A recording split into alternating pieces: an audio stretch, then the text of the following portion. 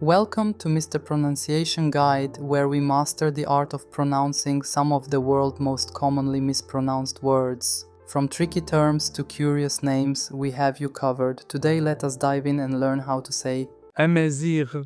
Means freeman or nobleman and refers to the indigenous people of North Africa. They have a rich culture, language and history and prefer this name over the colonial term Berber. Amazigh. Amazigh, Amazigh, Amazigh, Amazigh, Amazigh, Amazigh, Amazigh, Amazigh, Amazigh. Check out more videos on pronouncing tricky words and names with confidence. Avoid common mispronunciations with tips from this video. If you found it helpful, I would love your support. Thanks for watching and I will see you soon.